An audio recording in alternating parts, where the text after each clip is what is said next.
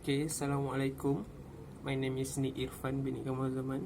So today I'm gonna tell you about chapter 7, which is type of motion. So basically, mostly our human movement is a general motion.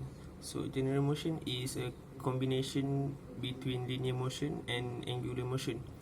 So if we want to understand what is general motion, so firstly we must understand what is linear motion and general and angular motion.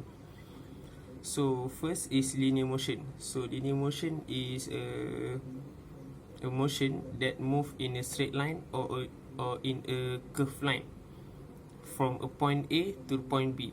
So for a movement that go in straight line, we will call it rectilinear. For a movement in a curved line, we're gonna call that is curvilinear. So for example, for a soccer player, so for a player 1 want to pass ball to a player B, so the movement of the ball is a linear motion, which is in a straight line. When he do a passing in a straight way, when player 1 pass a ball to a player B in a curve technique, so it's also called a linear motion. So now we're gonna proceed for angular motion. So angular motion, which is a movement which is moved in a axis of rotation. So for example, also in soccer, when a player A want to pass a ball to a player B, so the movement of the ball is angular motion, which is the ball is not gonna go in a static movement, but the ball will go in a rotation movement.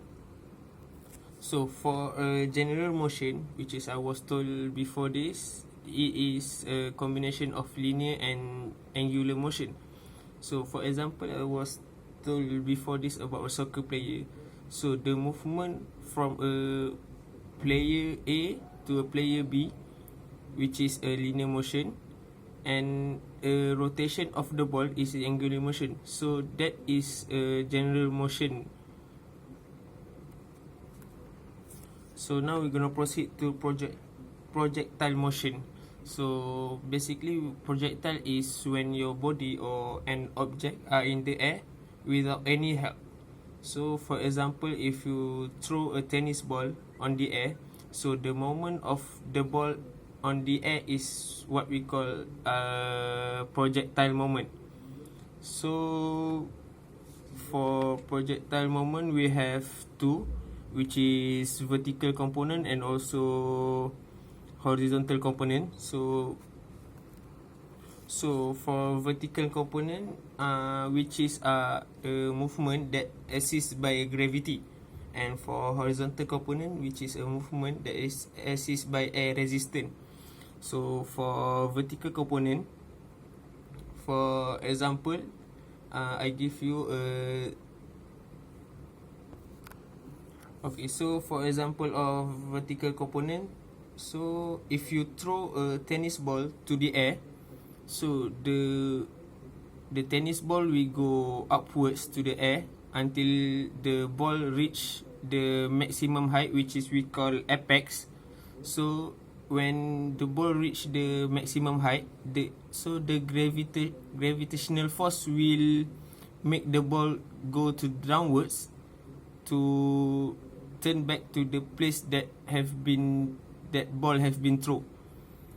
So next is horizontal component. So for horizontal component, so for example of this component is skydiving. So when the skydiver jump from the air, so the skydiver must have a specific place to him to make a landing. So to make sure he go to the landing target, so he will be assisted by air resistance to make sure he will go to the landing place. So next we're gonna go to the projection angle. Okay, sorry, before we proceed to the projection angle, we go to the projectile trajectory first. So for projectile trajectory, we have three components, which is angle of projection, projection speed, and also relative height projection. So for these three components, I will give you in one example, which is in a baseball game. So basically for baseball game, if a first base player want to throw to the catcher, which is at the home plate, so for the first base player, he must have a right angle of projection to make sure the ball is arrive directly to the catcher, and he also need to make sure the speed of the ball that he throw in a suitable speed, to make sure the ball are not overthrow or did not reach to the catcher.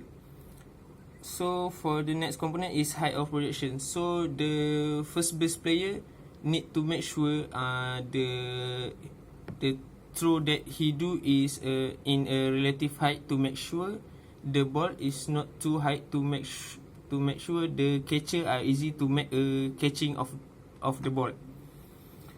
So now we're gonna proceed to angle of projection. So basically angle of projection have three, which is oblique trajectory, horizontal, and also vertical trajectory. So basically vertical trajectory is when we do a static jump, which is when we go jump, which is our body will go upward, and then our body will go downward again. So that is vertical trajectory. So for oblique trajectory, which is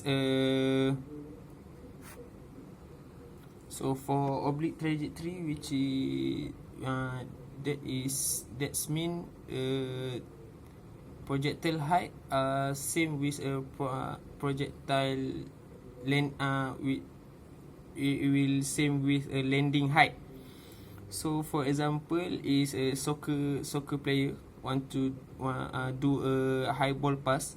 So basically soccer player will play at the field, which is have a flat surface. So that's mean the ball the projectile height of the ball is same with the landing height of the ball. So next is horizontal trajectory.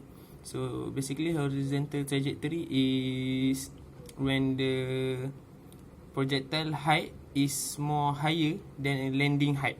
So for example is a throwing of pitcher in baseball to the catcher. So as we know, the pitcher gonna throw a ball using a overhead technique. So the projectile height of the ball is more higher than a landing height, which is at the catcher. So now we're gonna proceed to the projection speed. So basically speed are influenced by a force. So that's mean more force that we give, it will make a more speed will have. So for example, if you throw a baseball ball to catcher, so you need a suitable speed to make sure the ball arrive at the catcher. So if you give a little force, so that's mean the ball will go in a little speed, so the ball will not arrive at the catcher. But if you give too much force to the ball, so the ball will have too much speed So maybe the ball gonna go over the catcher. Okay, so now we're gonna go to the last one, which is relative projection height. So basically, in relative projection height, we have three type, which is when the projectile height is the same height with the landing height, and the second one is when projectile height is more higher than landing height, and the third one is when the projectile height is lower than a landing height. Okay, so for example, for the first one, which is projectile height is more higher, which is for the first one is projectile height is at the same height with landing height. So for example, is in soccer player, which is I already give before, when the soccer player do a high ball pass, so basically the surface of the field is a flat, so that's mean the ball at the same height of the at the same height of landing height of the ball. So for the first, and then we gonna proceed to the second one, which is the projectile height is more higher than landing height. So as I already give before this, which is a baseball pitcher throw to the ball, do a pitch to the catcher.